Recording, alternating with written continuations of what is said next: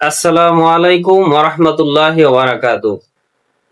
সপ্তাহের যে কোনো দিনে আপনি যদি এভাবে নামাজ পড়েন, ইনশাআল্লাহ আল্লাহ তাআলা আপনার সকল মনের নেক মাকসাদগুলা পূরণ করে দিবে এবং দোয়া কবুল করে নিবেন এবং আপনার মনের আশা আল্লাহ তাআলা পূরণ করে নিবেন।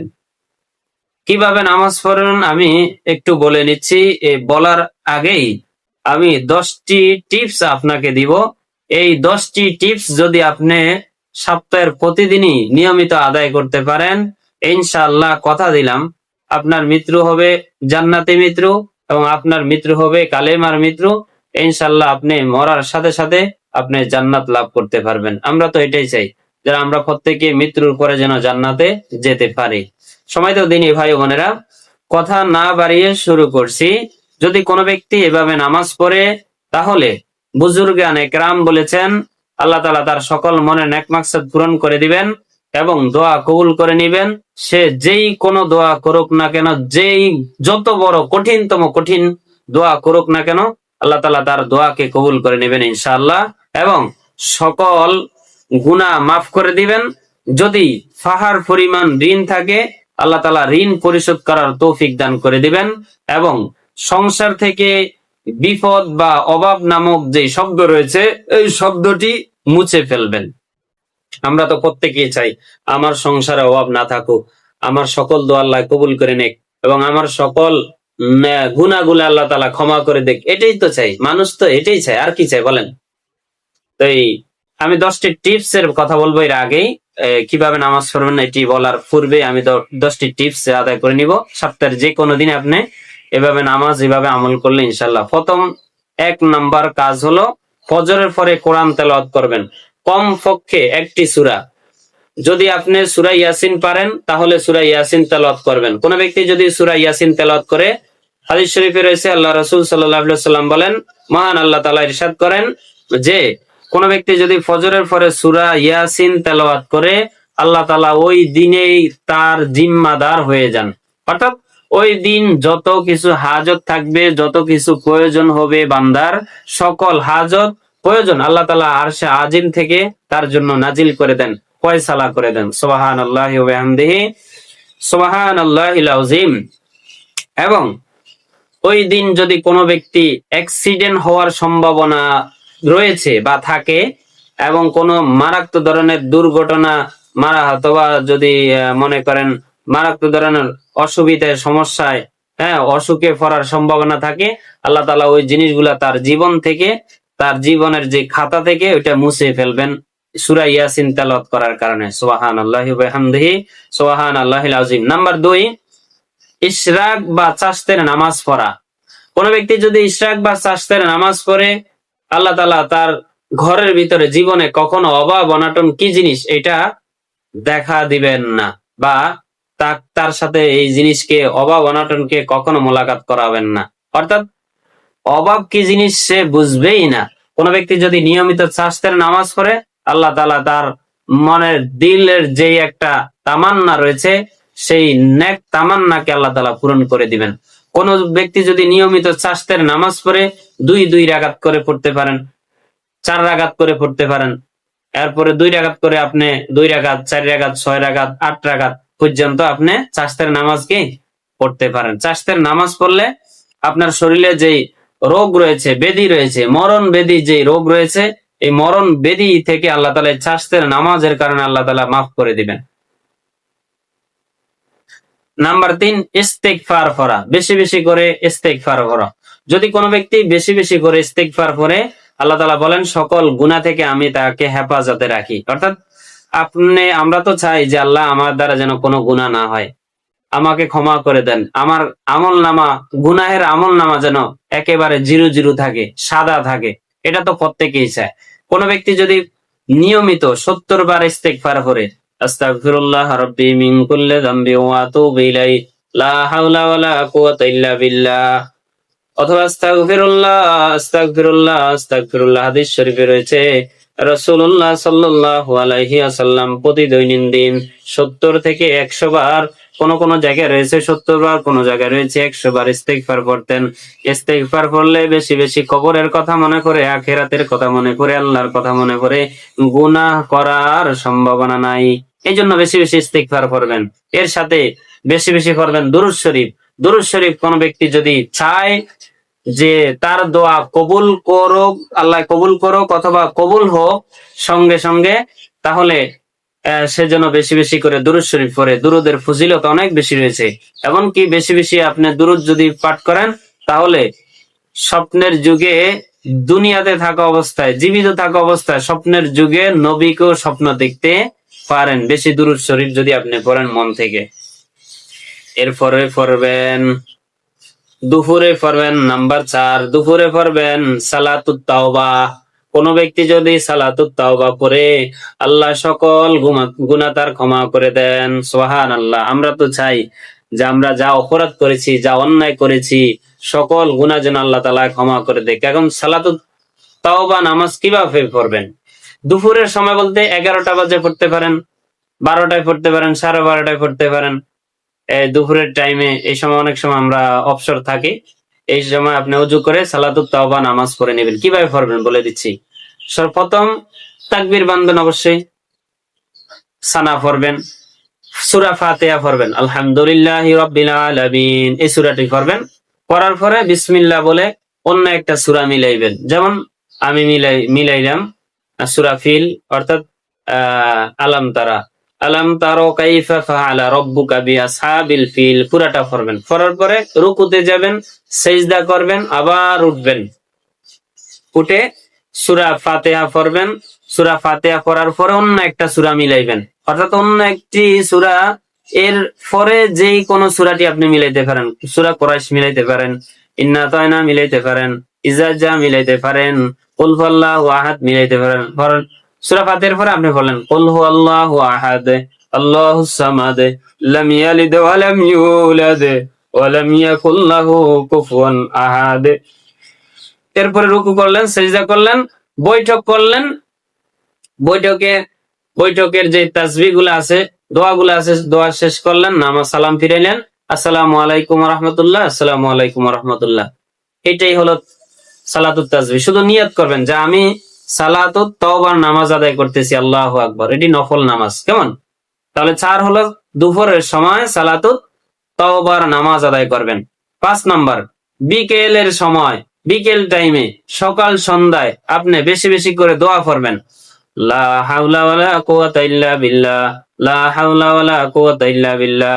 আল্লাহ রাসূল বলেন, কোন ব্যক্তি যদি এটি নিয়মিত পড়তে পারে, জীবনে তাকে সমস্যায় দেখা দিবে না।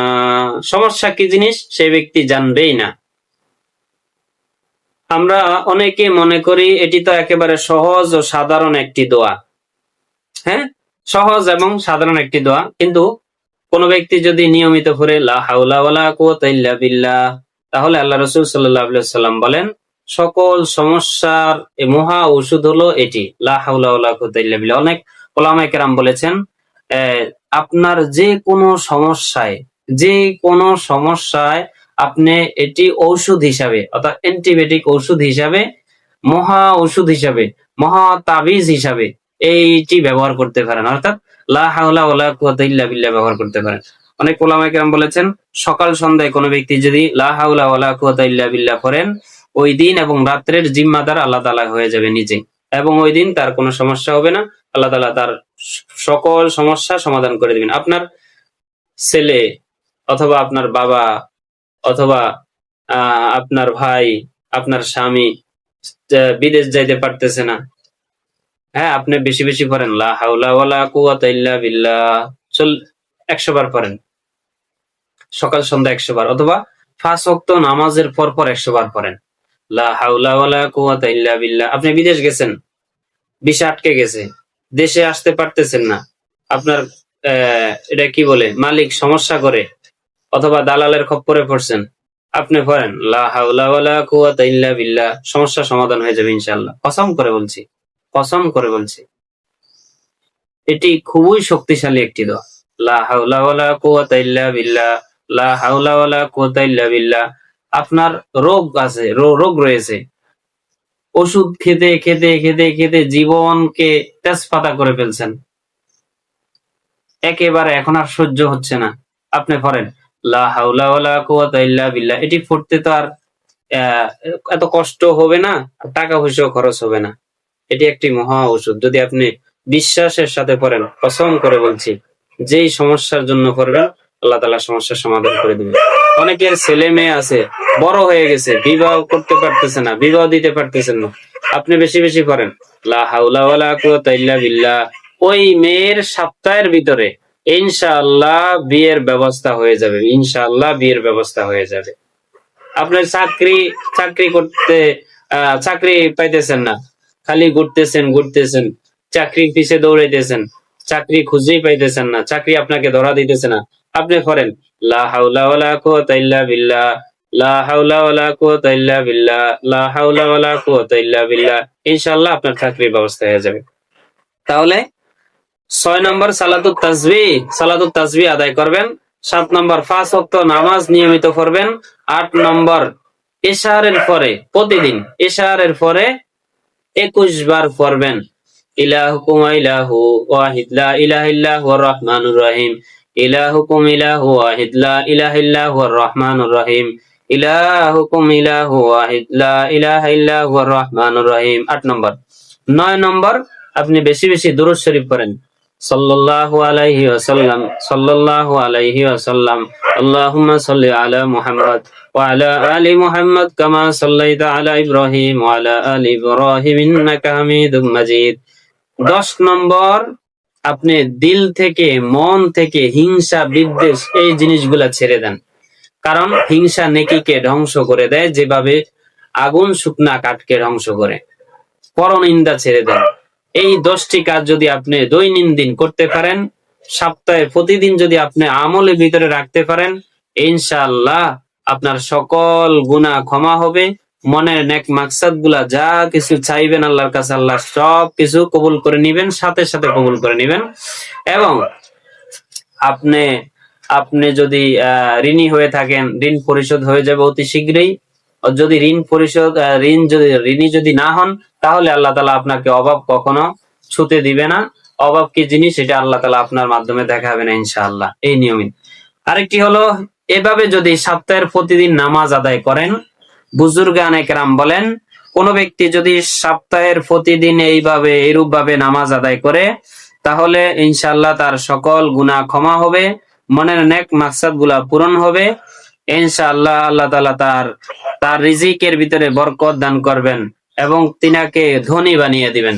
এশারের নামাজের পরে সুন্দর করে উজু করে, সুন্দর রূপে উজু করে পাক পবিত্র হয়ে এরপরে আসবেন, এসে নামাজের মুসল্লা নিবেন, মুসল্লায় দাঁড়িয়ে 2 রাকাত নামাজ পড়বেন। আল্লাহু আকবার।